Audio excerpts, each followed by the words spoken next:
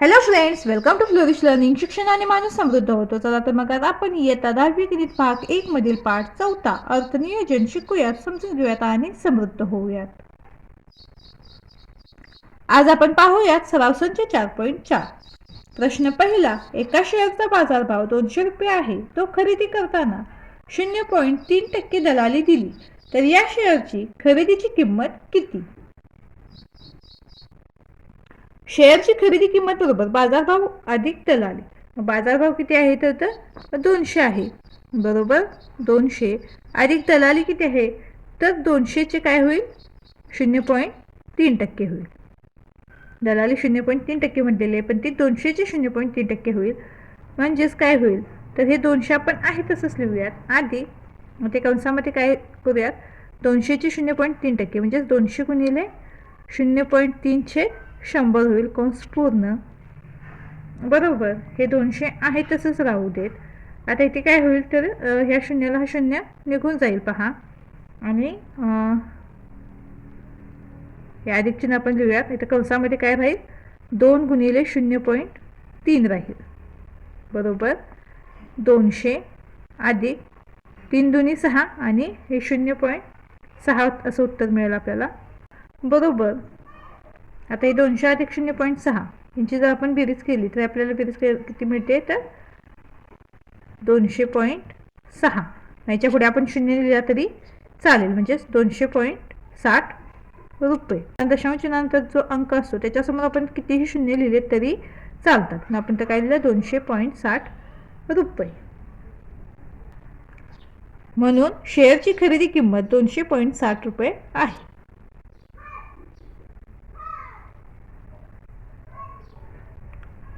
यानंतर दुसरं उदाहरण आहे, एका शेअरचा बाजारभाव 1000 रुपये असताना तो शेअर विकला व त्यावर 0.1% दलाली दिली, तर विक्रीनंतर मिळणारी रक्कम किती? तर दलाली रक्कम बरोबर बाजारभाव गुणिले दलालीचा दर. मग बाजारभाव किती आहे ते तर 1000 आहे, म्हणून 1000 गुणिले दलालीचा दर काय आहे तर 0.1% म्हणजे 0.1 100 होईल.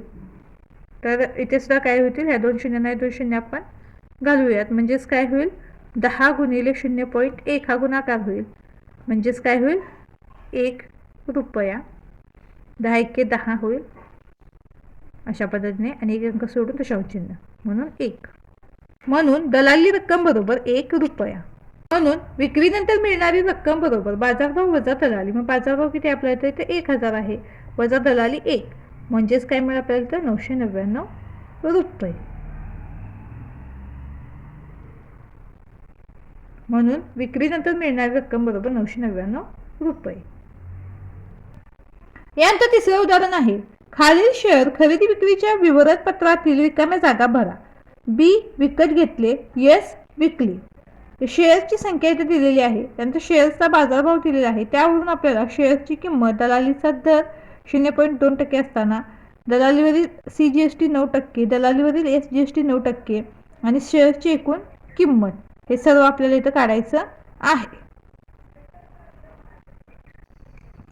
तिथे काय म्हटलेलं आहे, बी म्हणजे विकत घेतल्या, तिथे 100 बी म्हटलेलं आहे, म्हणजे 100 शेअर विकत घेतले. आणि ते यस म्हटलेलं आहे, यस म्हणजेच काय विकले. आता इथे 75 यस आहे, म्हणजेच हे विकलेले शेअर्स आहेत. तर आपण काय करूया, त्याला 1 नंबर आणि याला 2 नंबर मानून हे उदाहरण आधी सोडून घेऊयात, आणि त्यानंतर पुन्हा हा आपण तक्ता बनवू, त्या तक्त्यामध्ये आलेल्या किमती भरून तक्ता पूर्ण करूयात. तर ते 100 बी याचा अर्थ 100 शेअर्स खरेदी केले. शेअरची किंमत बरोबर बाजारभाव गुणिले शेअर्सची संख्या. मग आता इथे बाजारभाव किती आहे तर 45 आहे, गुणिले शेअर्सची संख्या किती आहे तर 100. 45 गुणिले 100 हा गुणाकार होईल. हा गुणाकार आपल्याला किती मिळतो तर 4500, म्हणजे 4500 रुपये. म्हणून शेअर्सची किंमत बरोबर काय मिळाली आपल्याला तर 4500 रुपये. आपल्याला हा तक्त्यामध्ये ही किंमत लिहायची आहे, म्हणून याला मी चौकोन केलेला आहे. इथून पुढची सुद्धा जी उत्तर आपल्याला तक्त्यामध्ये लिहायची आहेत त्यांना मी अशा पद्धतीने चौकोन करेल, म्हणजे आपल्याला तक्त्यामध्ये लिहिताना त्या पटकन किमती मिळतील आणि आपला तो तक्ता पूर्ण आपण सहजपणे पूर्ण करू शकतो. यानंतर दलालीची रक्कम बरोबर बाजारभावाच्या 0.2%, म्हणजेच काय होईल आता इथे तर 4500 गुणिले 0.2% म्हणजे 0.2 100 होईल. तर इथे सुद्धा काय होतील, 2 शून्य 2 शून्य निघून जातील, बरोबर. 45 गुणिले 0.2 हा गुणाकार होईल. म्हणजेच काय मिळेल हा गुणाकार आपल्याला 45 गुणी 90 आणि एक अंक सोडून दशांश चिन्ह म्हणजे 9.0. म्हणजेच काय मिळेल आपल्याला 9 रुपये. तर इथे दलालीची रक्कम बरोबर 9 रुपये. तर 9 आपण तक्त्यामध्ये लिहिणार आहोत म्हणून याला असा बॉक्स केलेला आहे. त्यानंतर दलालीवरील CGST बरोबर दलालीची रक्कम गुणिले CGSTचा दर. म्हणजेच आता इथे काय होईल तर 9 गुणिले 9/100 होईल. म्हणजेच काय होईल 9 गुणिले 9 81/100. म्हणजेच काय मिळेल आपल्याला तर उत्तर तर 0.81 मिळेल. म्हणजे CGSTचा दर काय मिळाला आपल्याला तर 0.81 मिळाला. म्हणून दलालीवरील CGST बरोबर SGST बरोबर 0.81. शेअर्सची एकूण किंमत बरोबर बाजारभाव अधिक दलाली अधिक CGST अधिक SGST. म्हणजे बाजारभाव आपल्याला किती मिळालेला आहे तर 4,500 रुपये. त्यानंतर दलाली किती आली तर 9 रुपये अधिक CGST किती आहे आपला तर 0.81 अधिक SGST किती आपला तर 0.81. त्या सर्वांची बेरीज करूयात. 4,500 अधिक 9 म्हणजेच काय होईल 4,509 होईल अधिक 0.81 अधिक 0.81 यांची बेरीज केली तर ती 1.62 मिळते. पुन्हा 4,509 अधिक 1.62 ही जर बेरीज केली तर ही बेरीज किती मिळते आपल्याला तर 4,510.62 रुपये. शेअर्सची एकूण किंमत 4,510.62 रुपये. तर पहिल्या राव मधील आपली इथे माहिती लिहून पूर्ण झालेली आहे. आता आपण इथे दुसरा राव पाहूयात.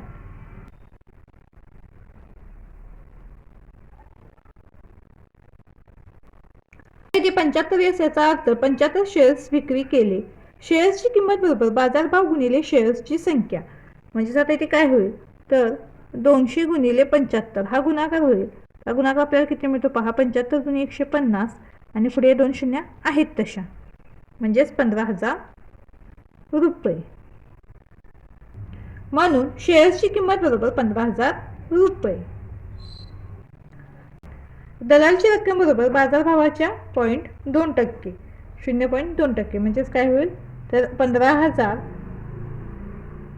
15,000 गुणिले 0.2/100 होईल. या शून्याला शून्य निघून जातील. बरोबर काय मिळेल आपल्याला तर 150 गुणिले 0.2 म्हणजेच काय मिळेल तर 15,000 गुणिले 0.2/100 होते. 2 शून्याला 2 शून्य गेल्या 150 गुणिले 0.2 हा गुणाकार होईल. म्हणजेच काय 150 गुणिले 2 म्हणजेच 300 आणि ते एक अंक सोडून दशांश चिन्ह आहे म्हणजे इथं एक अंक सोडून आपण दशांश चिन्ह दिला म्हणजेच काय होईल 30 रुपये.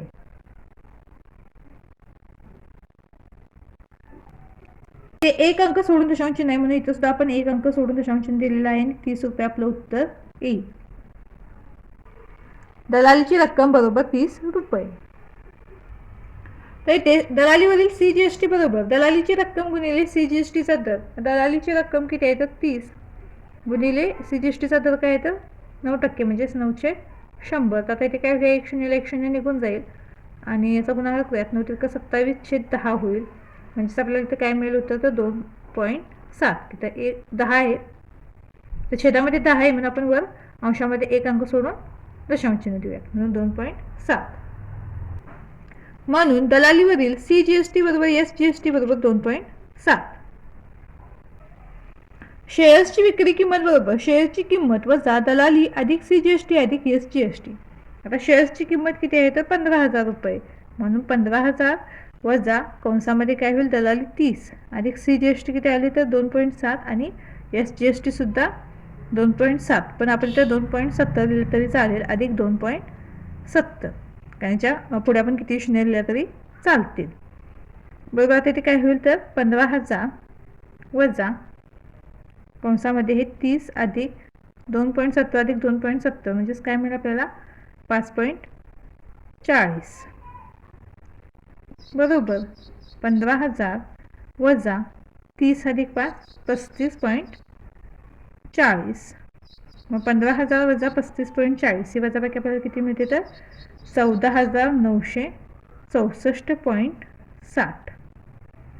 म्हणजे शेअरची विक्री किंमत किती मिळाली आपल्याला तर 14,964.60 रुपये.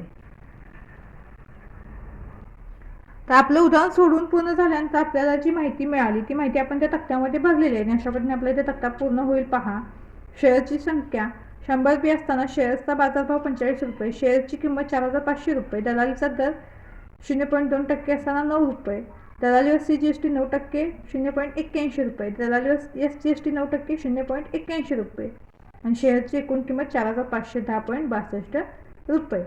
त्याच पद्धतीने शेअर्सची संख्या 75 असताना शेअर्सचा बाजारभाव 200 रुपये, शेअर्सची किंमत 15,000 रुपये, दलालीचा दर 0.2% असताना 30 रुपये, दलालीवर CGST 9% असताना 2.70 रुपये, दलालीवर SGST 9% असताना 2.70 रुपये आणि शेअर्सची एकूण किंमत 14,964.60 रुपये. तर अशा पद्धतीने आपण इथं हा तक्ता पूर्ण केलेला आहे. पण हा तक्ता पूर्ण करण्यासाठी आपल्याला आधी हे उदाहरण सोडवावं लागलेलं आहे. तर तुम्ही ते उदाहरण समजून घ्या आणि तुम्ही जो तक्ता बनवत असताना अशा पद्धतीने पेन्सिल आणि पेनचा वापर करून तक्ता बनवत जा.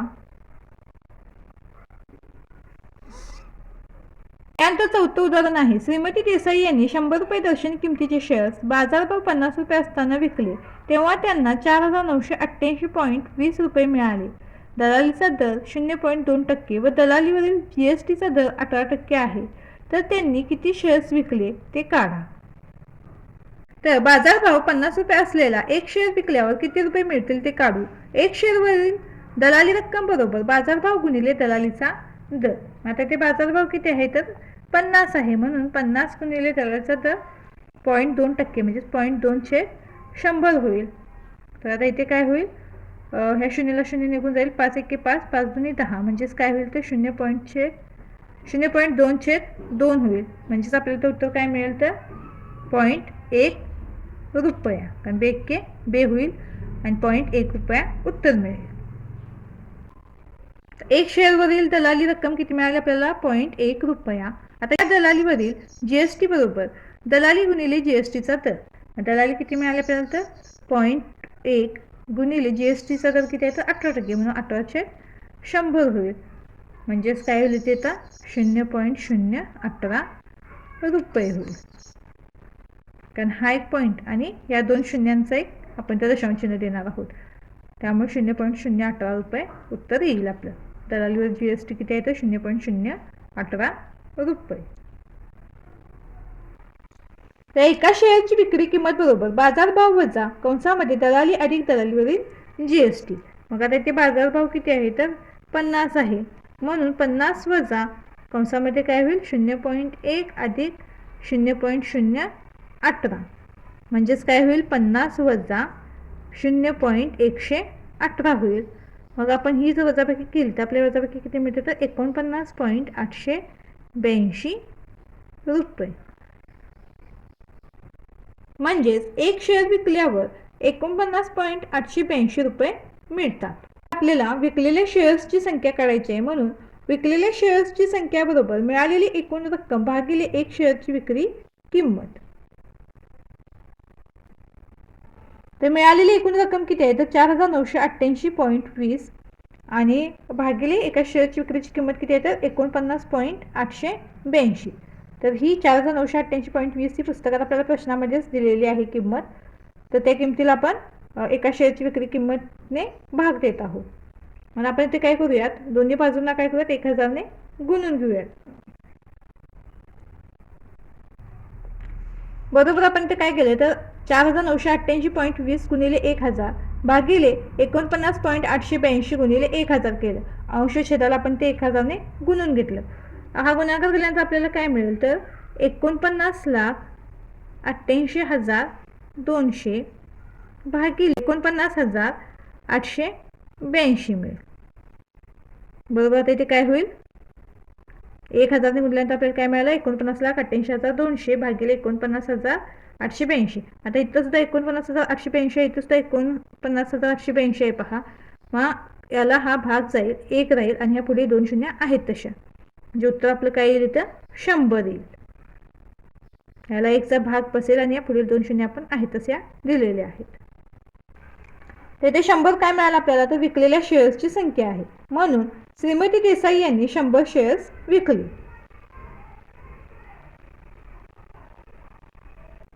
यानंतर 5वं उदाहरण, मिस्टर डिसोजा यांनी 50 रुपये दर्शन किमतीचे 200 शेअर्स 100 रुपये अधिमूल्यावर खरेदी केले.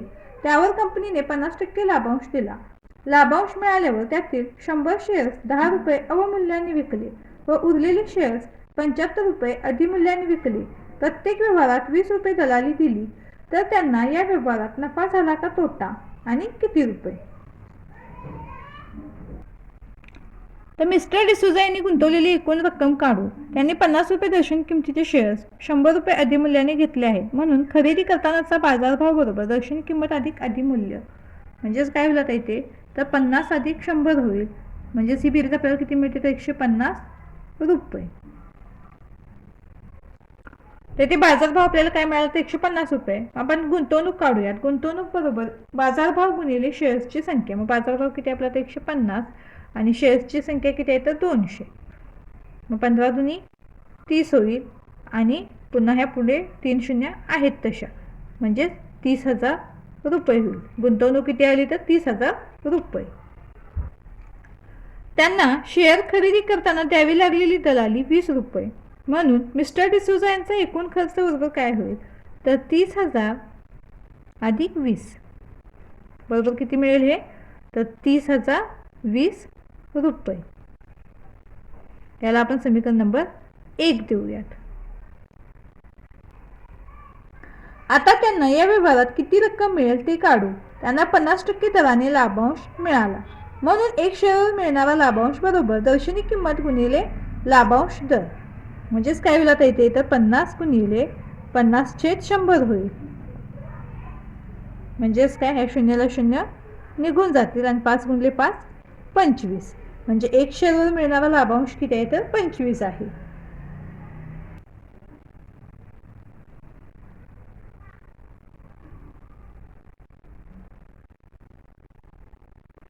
म्हणून 200 शेअर्सवर मिळालेला एकूण लाभांश बरोबर काय होईल इथे तर 200 गुणिले 25 होईल. म्हणजेच 25 दुनी 50 आणि 2 शून्य पुढे आहेत तशा, म्हणजेच 5,000.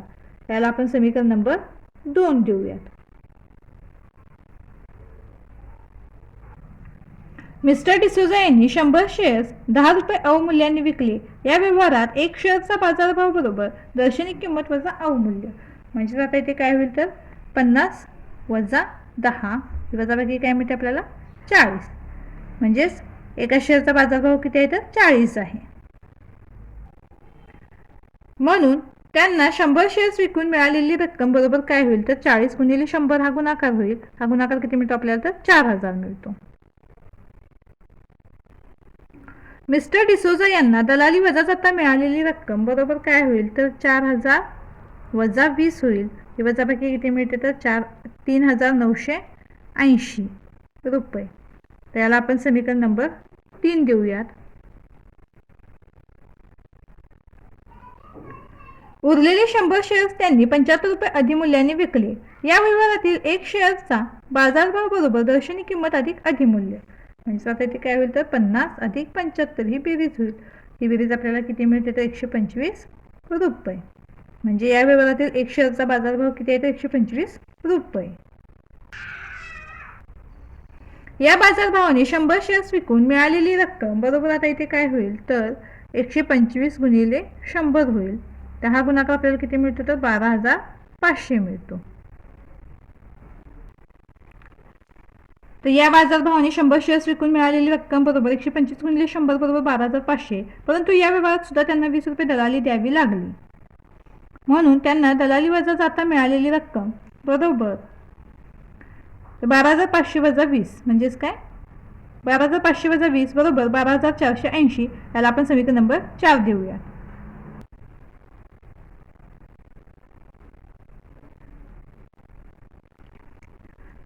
म्हणून मिस्टर डिसोजा यांना मिळालेली एकूण रक्कम बरोबर समीकरण 2 समीकरण 3 अधिक समीकरण 4 आपण ते करणार आहोत. म्हणून 5,000 अधिक 3,980 अधिक 12,480 बरोबर किती मिळेल आपल्याला ही बेरीज ह्याच्या समोरच लिहिते मी 21,460. मिस्टर डिसोजा यांना मिळालेली एकूण रक्कम किती आहे तर 21,460 आहे. परंतु सुरुवातीला त्यांनी 30,020 रुपये खर्च केले होते. समीकरण 1 वरून आपल्या लक्षात येतं हे. त्यांनी खर्च केलेली रक्कम त्यांना मिळालेल्या एकूण रकमेपेक्षा अधिक आहे, म्हणून मिस्टर डिसोजा यांना या व्यवहारात तोटा झाला. त्यांना मिळालेली रक्कम 21,460 आहे आणि त्यांनी खर्च केलेले 30,020 रुपये. त्यावरून आपल्या लक्षात येते की मिस्टर डिसोजा यांना या व्यवहारात तोटा झाला. आता मिस्टर डिसोजा यांना झालेला तोटा काढूयात. म्हणजेच काय करावं लागेल तर 30,020 वजा 21,460 ही वजाबाकी करूयात. ही वजाबाकी आपल्याला किती मिळते तर 8,560 मिळते. म्हणून या व्यवहारात मिस्टर डिसोजा यांना 8,560 रुपये तोटा झाला. तर अशा पद्धतीने आपल्याला ते सराव संच पूर्ण झालेला आहे. व्हिडिओ आवडल्यास चॅनलला लाईक, शेअर, सबस्क्राईब नक्की करा आणि हो कमेंटसुद्धा नक्की करा. धन्यवाद. आणि हो तुमच्यासाठी उपयुक्त शैक्षणिक साहित्याची लिंक डिस्क्रिप्शनमध्ये दिलेली आहे.